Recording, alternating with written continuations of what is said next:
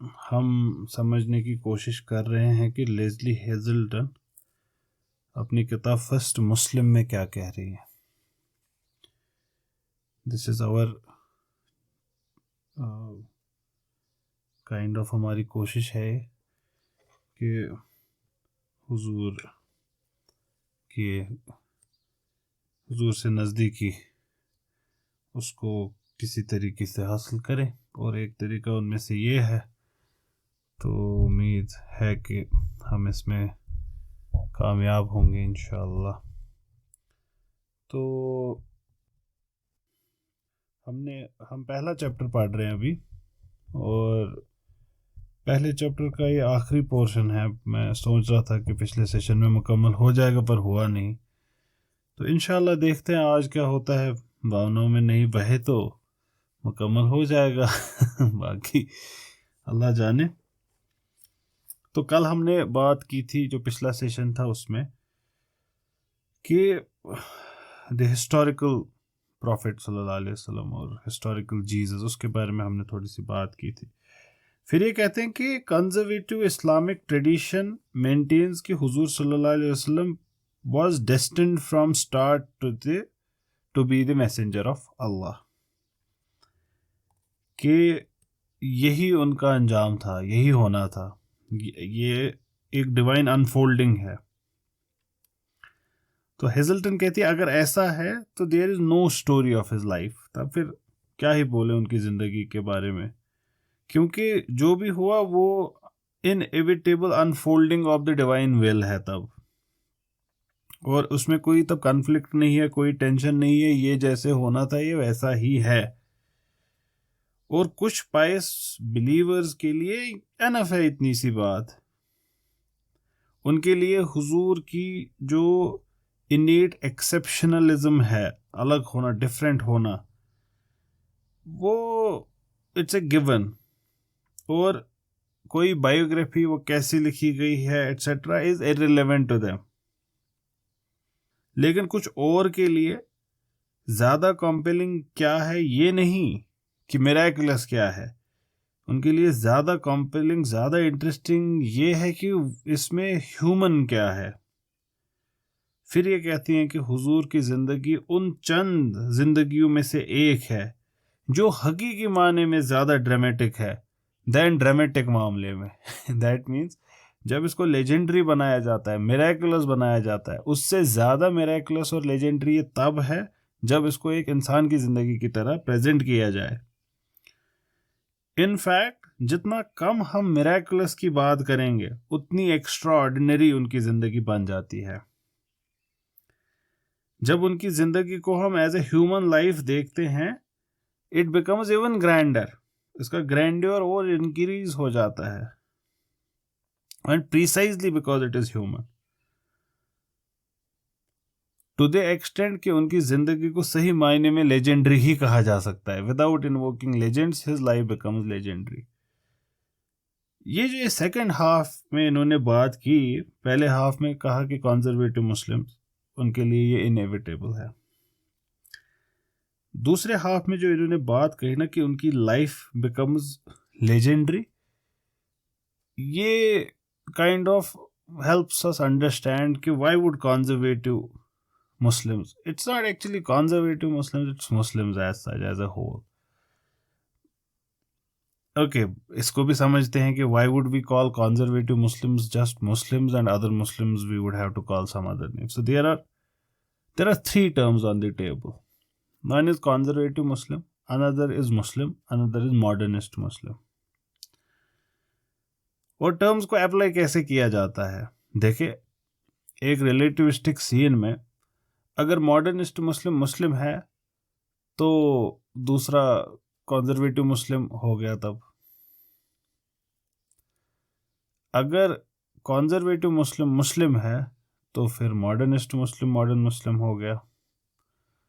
I hope you are understanding the point here. That means terms तीन है हमारे पास, लेकिन उम्मीदवार दो ही हैं।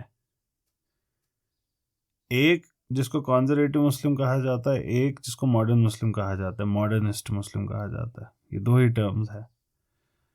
अब इनका इस्तेमाल कैसे होगा, ये किस पे अप्लाई होगी ये टर्म, इसको समझना ज़रूरी है।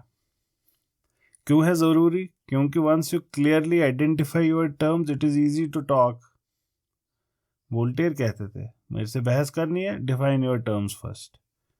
और ये बेहद ज़रूरी है। अक्सर ऐसा होता है हम सेम बात कर रहे होते हैं और बहस भी कर रहे होते हैं और अक्सर ऐसा होता है कि हम एग्री कर रहे होते हैं लेकिन हम बात अलग अलग कर रहे होते हैं। ये दोनों मसाइल हैं मॉडर्न दुनिया के, लैक ऑफ अंडरस्टैंडिंग में। तो डिफाइन योर टर्म्स, और टर्म्स को समझना आपकी असलियत में क्या समझ है चीज़ के बारे में ये भी बताता है। जो लोग चीज़ को समझते हैं उसको बयान भी कर सकते हैं, कॉमन सेंस है ये हाँ कुछ चीज़ें हैं जो इनएफेबल है, बोला नहीं जा सकता, लफ्ज़ों में डाला नहीं जा सकता, अलग बात होगी, बट बाय एंड लार्ज ऐसे है। 3 टर्म्स हैं, 2 उम्मीदवार हैं। क्या ये टर्म मुस्लिम पहले भी एग्जिस्ट करती थी? बिल्कुल करती थी। 100 साल पहले? जी हाँ करती थी। 200 साल? जी हाँ। 500 साल? जी हाँ। 1000 साल पहले? जी हाँ। ठीक है, ओके, गुड हो गया जी।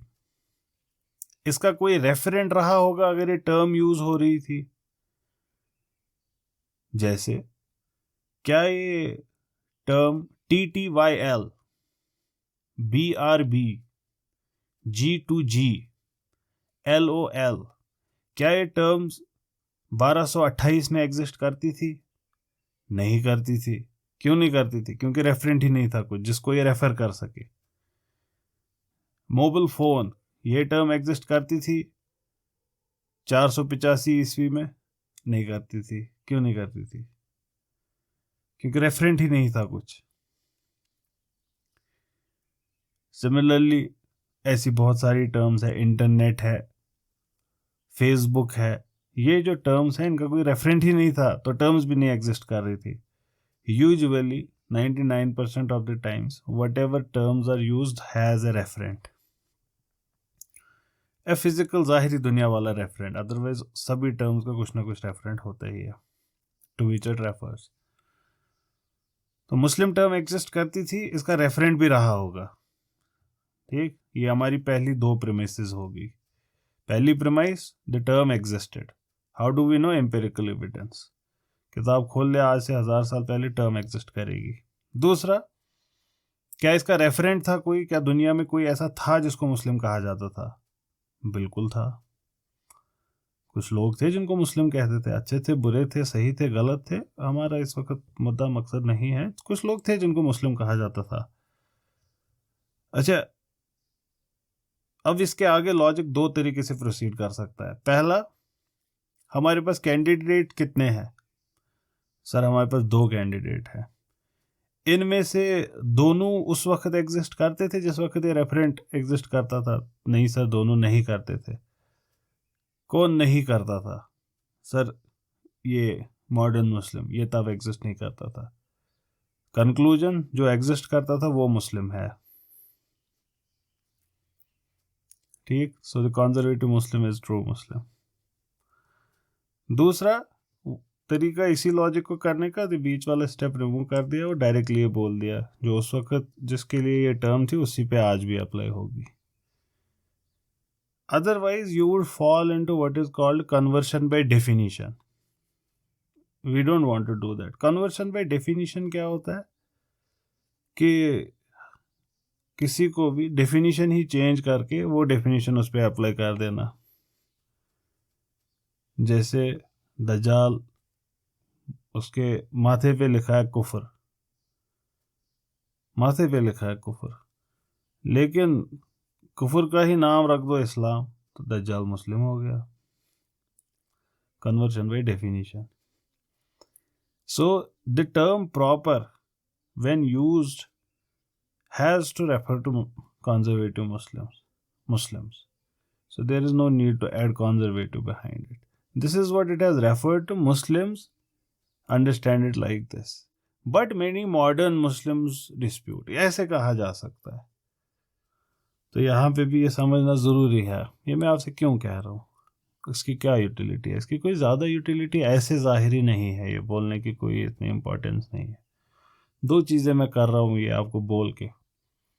पहला कि सिंपल सी बातों के पीछे भी अच्छा फलसफा किया जा सकता है। We can get into the details of a thing, things are provable.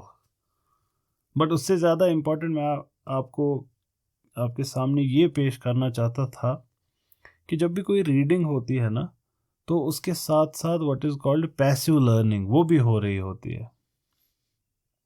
तो जो टर्म्स ऑथर यूज़ करता है ना, वो टर्म्स खुद से पैसिव लर्निंग में आपकी मदद कर रही होती है। तो जो टर्मिनोलॉजी यूज़ होती है, इट क्रिएट्स कॉग्निटिव स्ट्रक्चर्स, जिसको मैं कहता हूँ मिन्यूस्कल इंजेक्शंस। ये हर जगह होते रहेंगे, ये यहाँ पे भी होते रहेंगे, ये बाकी जगह भी होते रहेंगे। मैं आपको इसकी मिसाल देता रहता हूँ कि अगर आप मुझसे कुछ नहीं सीखे, कुछ भी नहीं सीखे, लेकिन अब 3-4 साल मेरे साथ रहे, आपकी लैंग्वेज से तू चला जाएगा, क्योंकि मेरे मुंह से आप ये वर्ड ही नहीं सुनेंगे। मुझसे बात करते रहेंगे, आप ये वर्ड यूज़ नहीं करेंगे, धीरे धीरे आपकी वोकेबलरी से निकलता जाएगा। और जिनके लिए आप तू यूज़ कर रहे हैं, उनके लिए आप यहाँ पे आप करेंगे यूज़, तो वोकेबलरी में आप रह जाएगा। लेकिन मैंने तो कभी इस पे लेक्चर दिया नहीं कि तू नहीं बोलना चाहिए, आप बोलना चाहिए। मैंने तो कोई लेक्चर नहीं दिया, तो आपने कहाँ से सीखा? एक और मिसाल ये आप लोग देते हैं, ये वाली मिसाल तो मैं देता हूँ, ये वाली मिसाल आप देते हैं। आप मुझसे कहते हैं कि सुल भाई मेरी नमाज कायम होगी। अब बड़ी मिठास फील होती है जब नमाज पढ़ते हैं। अब मैं रोज़े रख पाता हूँ, मेरी ज़िंदगी में खूबसूरती आ गई है। मैंने तो आप में से किसी को नहीं बोला नमाज के तरीके ये हैं, नमाज पढ़ो, रोज़े रखो। मैं तो कभी नहीं बोलता, मैं तो ये बातें ही नहीं करता कभी। तो ये कैसे हुआ? आप ही कहते हैं ऐसा हुआ।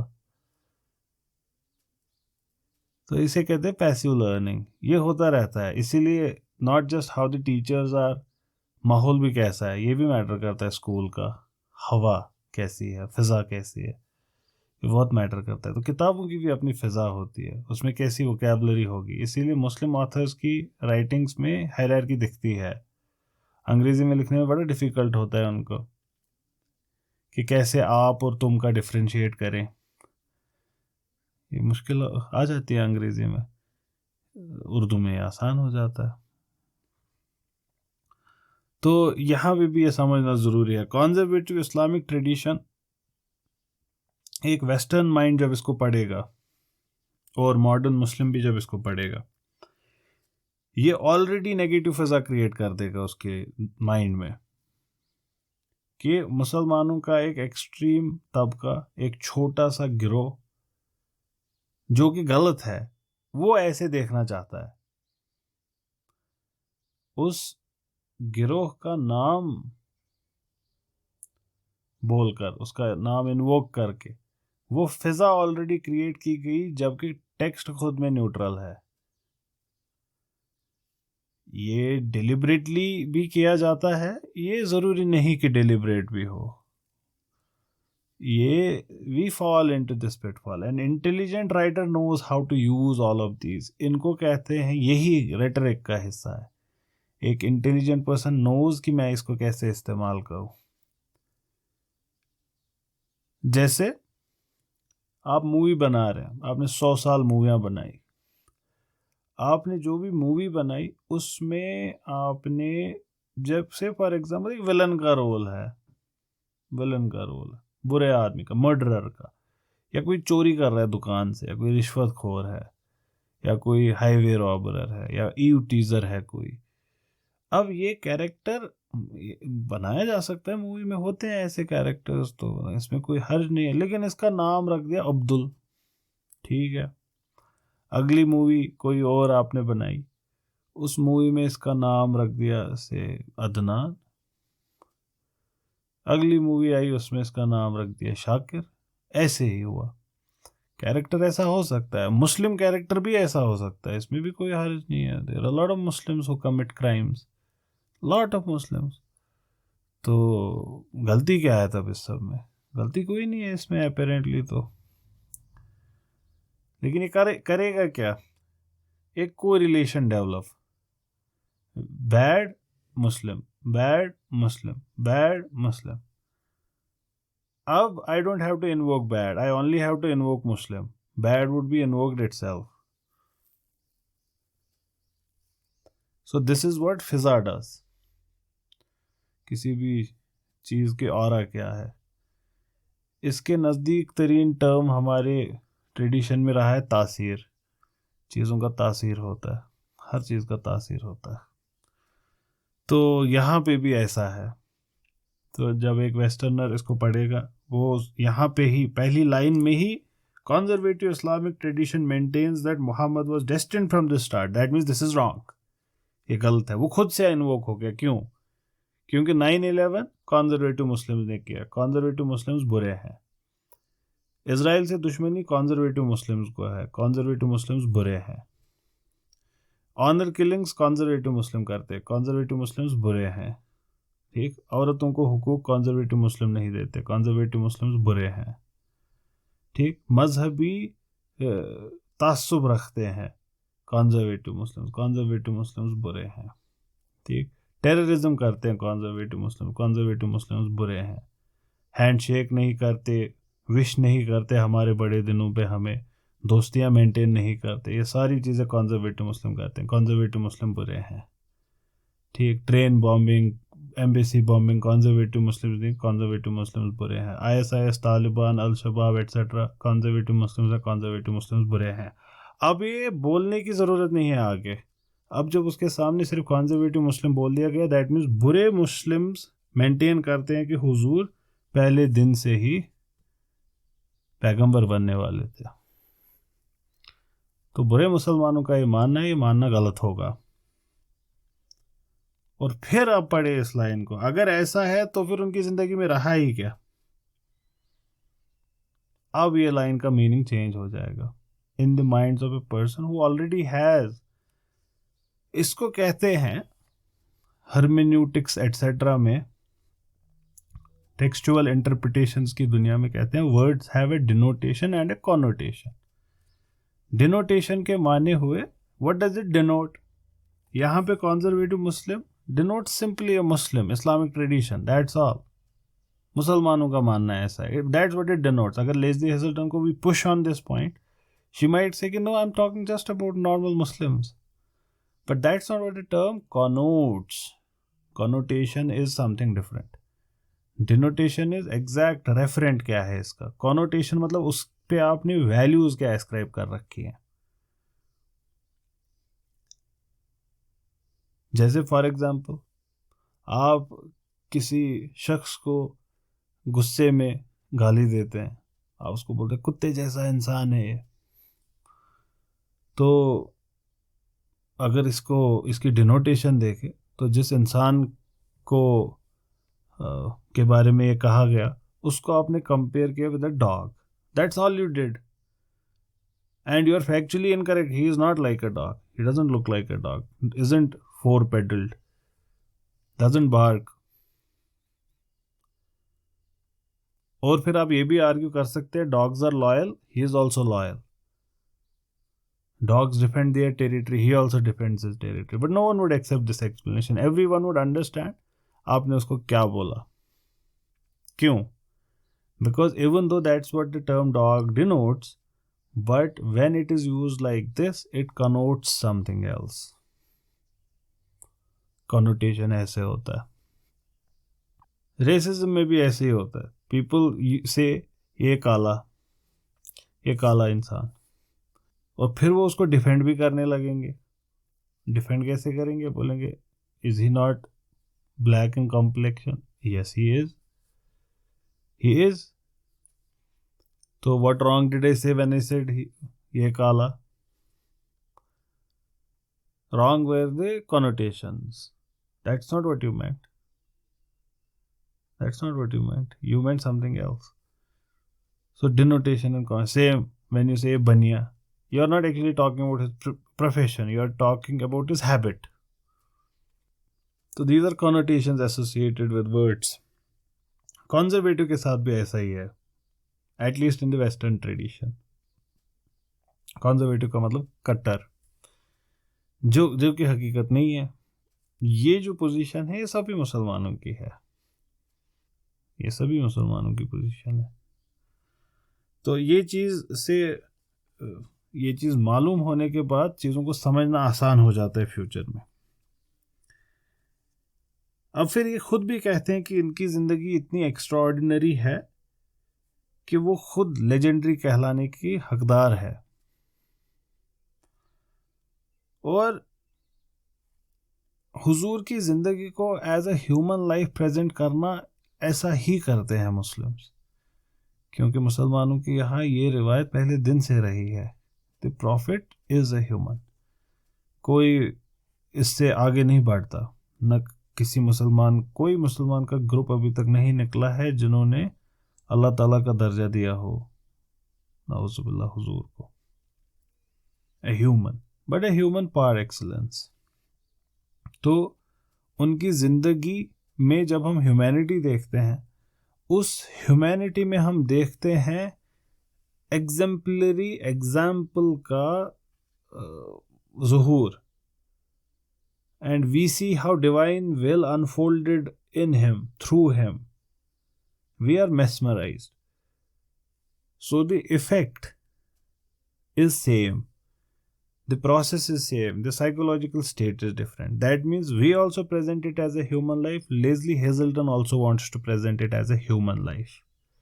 She says, but it has not to be seen as unfolding of divine will. We say no, it has to be that, it is that. Why? Because that's our aqidah. Everything happens with the will of God. It is not Leslie Hazelton's aqidah. Unka personal aqidah doesn't matter. As a writer, she is an agnostic, because she is writing from a purely secular point of view. That means there is no space for aqidah. And then the result, she says, is legendary. We also say is legendary. So where do we differ then? In the psychological state of approaching the text. और इस वजह से जो हमारा sense of legendary भी होगा वो भी डिफरेंट होगा, वही तासीर बदल जाएगा। When we think legendary, we develop awe and we develop reverence. She would not develop reverence, she might be awed by it, but there wouldn't be any reverence. So after reading Lesley Hazleton, a westerner might admire the prophet but would not revere him, but a Muslim would admire as well as revere. ये कर देता है what was your state of being when you were approaching the text. His story follows the classic arc of what Joseph Campbell के American writer है, बड़े मशहूर है अपने हीरो के कॉन्सेप्ट पे। तो कहती हैं कि हुजूर की ज़िंदगी को वही आर्क, वही लाइन फॉलो करती है जो जोसेफ कैम्बल ने कही थी। हीरो की जर्नी कैसे होती है, द हीरोज जर्नी, वही इनकी ज़िंदगी भी फॉलो करती है। इसकी बिगिनिंग्स कोई एक्स्ट्राऑर्डिनरी नहीं है, इनऑस्पिशियस है। अगर ध्यान से देखें, इनऑस्पिशियस क्यों? क्योंकि ये शख्स जब पैदा हुआ तो फादर नहीं है, कुछ साल बाद मदर नहीं है। So it's not a very auspicious beginning of life. It has not started very well by the standards by which we see what a good life begins like. It's good. It lives in the cradle of the lap of the mother, but here there is no mother. He is taken by a woman who doesn't have milk. तो ये तमाम मसाइल है, तो it's not an auspicious beginning. और Joseph Campbell भी ऐसे ही कहते हैं, एक्स्ट्राऑर्डिनरी लोगों की बिगिनिंग ऑर्डिनरी, लेकिन फिर एक्स्ट्राऑर्डिनरी सक्सेस है। तो यहाँ पे भी ऐसा ही है। लेकिन ये जो सफ़र है, ये सफ़र एक आसान सफ़र नहीं है। It's not an easy one. इसमें स्ट्रगल है, इसमें ख़तरा है, इसमें कन्फ्लिक्ट है। इसमें कन्फ्लिक्ट ना ही, it's not just external, there's an internal conflict and turmoil as well. और ये जो ये internal turmoil है, ये महसूस करने के लिए एक्सेप्ट करना पड़ेगा लेस्ली हेजल्टन के मुद्दे को। We have to look at the prophet as a human as well. You cannot just see that the prophet is amazing and awesome and great When he says, if you place sun in my right hand and moon in my left, I would still not give up on this message. Wow, you are odd. But you at once have to accept Leslie Hazelden and feel at the same time, who is he saying this to? What is he putting at stake? You cannot just see it as unfolding of divine will. You have to see the human conflict of this. He is saying it to one person who has cared the most for him. जो अब थक गए होंगे, जो अब बुजुर्गी में होंगे कि अब I don't want any conflicts now. And you have to understand the human prophet who doesn't like, who doesn't want conflicts, who loves his relatives, who wants peace for everyone. He doesn't want conflicts. At this old age, he doesn't want to give him any trouble. But he still says, and you have to feel that heavy heart, which would be missed if you are only odd. You would miss that element. कि उन्होंने कैसे कहा होगा. The aura it has to create, it is not of a man who is head held high. सीना चौड़ा करके, बाजू आगे करके, और वो बड़ा जोर से बोल रहा है सबके बीच, मेरे हाथ में ऐसे रख दो, मेरे दूसरे हाथ में ऐसे रख दो, कुछ नहीं मानूंगा मैं किसी का. जब आप ये महसूस करेंगे तब आप, जब आपकी हुजूर की शख्सियत आपके सामने खड़ी होगी, when you can feel the presence, you would realize how it would have been uttered. It would not have been uttered with arrogance.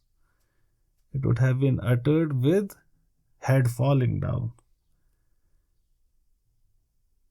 The burden of responsibility which these words would show would make the back crumble, the legs shiver. Hands cannot rise to show कि मेरे दाएं हाथ में, the hands are shaking. It's a very tough thing to say in front of your own people, knowing that it's an inevitable conflict I don't want, but it is something I must. How would that be possible? It would only be possible when you accept this thesis that we have to look at the prophet as human as well. The difference between Leslie Hazelden and you would be, she says we have to look at him only as a human. We say no, not only as a human too. Then it would explain ये sentence खुद को कि मैं कैसे कहा गया हूँ, मैं कौन हूँ, मैं क्या हूँ, मेरा मतलब भी क्या है. अदरवाइज वो मीनिंग कभी जाहिर ही नहीं होगी. तो उनकी जिंदगी में स्ट्रगल है, डेंजर है, कन्फ्लिक्ट है. तो उनकी जिंदगी के कंट्रोवर्शियल एस्पेक्ट्स को ओमिट करना, ये कोई सर्विस नहीं करे, कोई मदद नहीं मिलती हमें इससे. इनकी बात करनी पड़ेगी. अगर हमको हुजूर की जिंदगी में जिंदगी भरनी है, अगर हमको उनकी ज़िंदगी की कॉम्प्लेक्सिटी लोगों के सामने जाहिर करनी है, तो हमको उनकी ज़िंदगी को एज ए होल देखना पड़ेगा. कंट्रोवर्शियल एलिमेंट को ब्रश अंडर द कारपेट नहीं करना होगा, उसको भी जाहिर करना होगा सबके सामने. इसका मतलब हुआ हमें एक एग्नोस्टिक स्टैंस लेना पड़ेगा. हमें रेवरेंस और पाइटी को अलग छोड़ना पड़ेगा एक साइड, लेकिन दूसरे साइड हमको स्टीरियोटाइप और जजमेंटल होना भी छोड़ना पड़ेगा. हमको ये दोनों एटीट्यूड्स छोड़ने पड़ेंगे. और हमें इससे भी कतराना नहीं है कि कहीं कहीं हमको उनकी ज़िंदगी को इंस्पेक्ट करना पड़ेगा. We can not avoid that as well. ये पोजीशन हमको लेनी पड़ेगी. ये जो इंटेंशन है यहाँ पे मैं उससे एग्री करता हूँ. अलबत्ता उसके लिए मैं ज़रूरी नहीं समझता एग्नोस्टिक स्टैंड लेने की ज़रूरत है.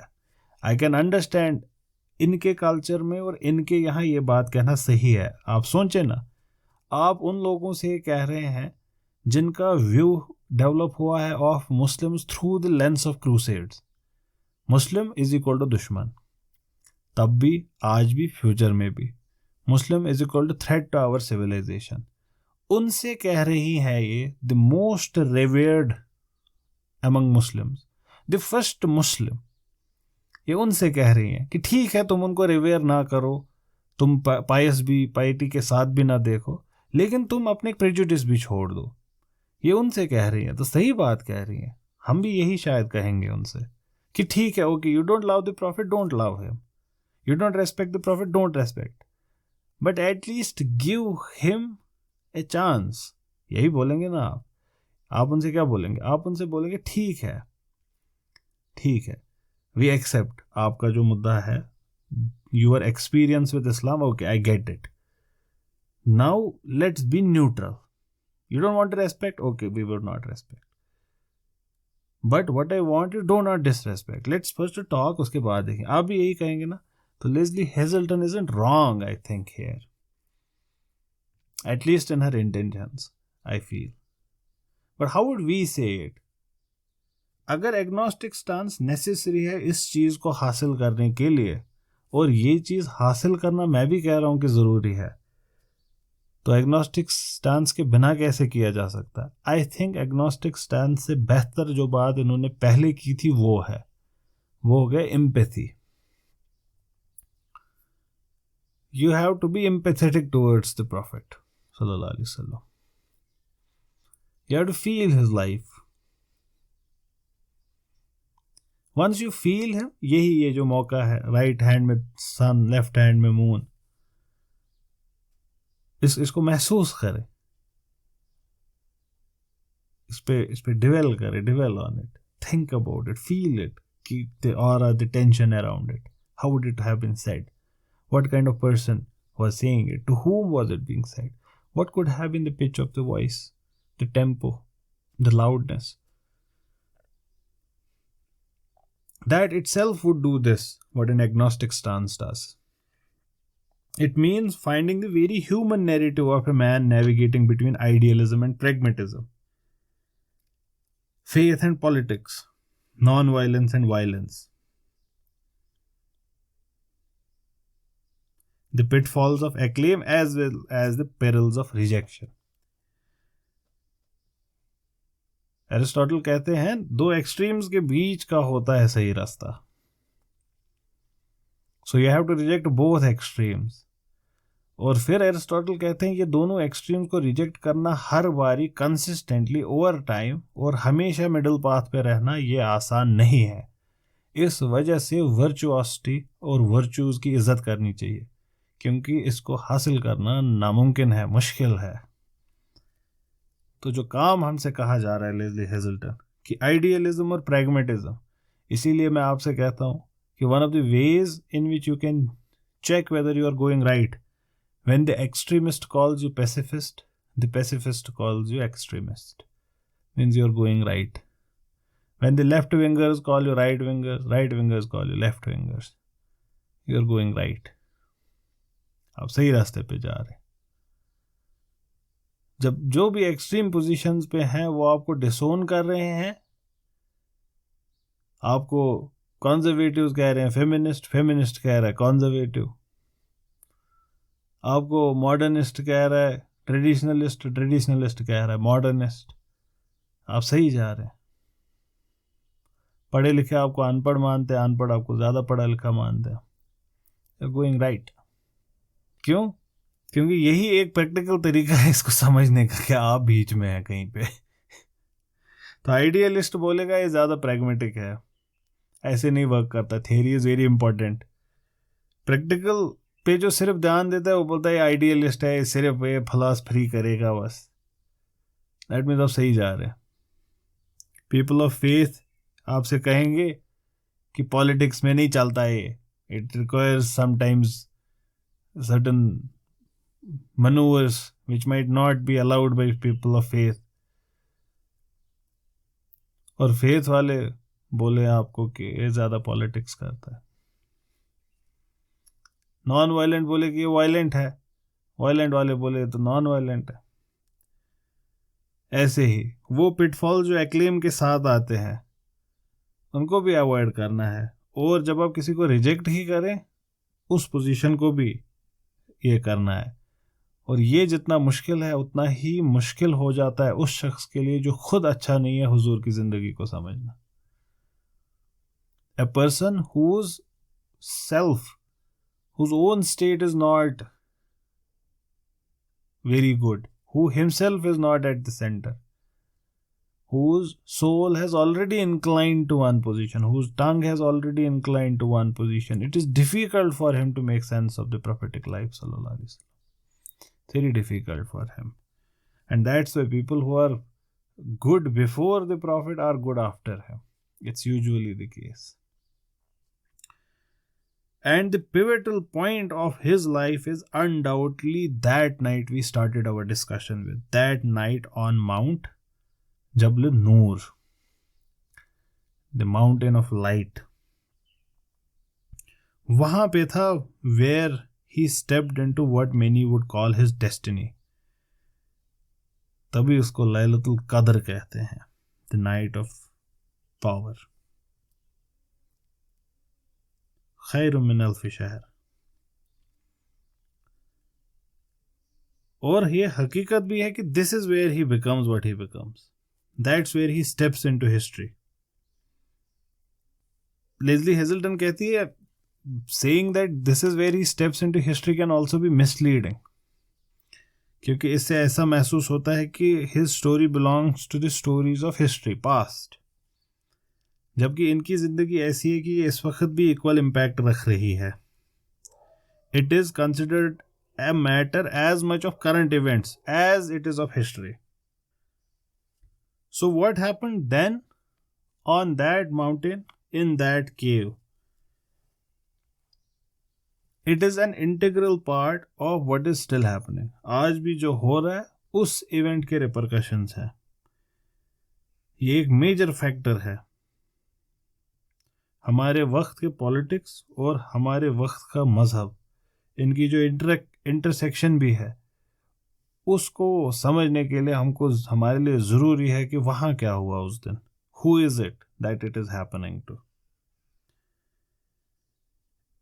ऐसे शख्स की ज़िंदगी को समझना, who wrestled with an angel on the mountain top, जिनका ये एनकाउंटर हुआ, एक ऑ इंस्पायरिंग एनकाउंटर हुआ एक एंजल के साथ, और he came down seared by the encounter, burnt by that encounter. Seared is a very interesting term she has used, because it kind of really is that. Searing और burning में फ़र्क क्या है? Burning can take place over time, धीरे धीरे. Seared is quickly बहुत तेज आग में आ जाना और फिर निकल जाना उससे. It's like a sudden exposure से जो जलेगा, बहुत तेज हीट अचानक से. It's searing. And it's like impulse. Impulse is a force that is applied for a very short time. So for fire encounter वाला उसके लिए use किया जाएगा seared. So seared is an impulse kind of a thing. It's huge, but it's for a short time. So searing by that encounter, he comes down seared by that encounter. ऐसी जिंदगी को समझने के लिए हमको सिर्फ इतना ही नहीं पूछना होगा कि उस दिन उस रात वहां पे हुआ क्या गारे हिरा में. हमको ये भी जानना होगा what led to it. Why is he there at all? Who is this person?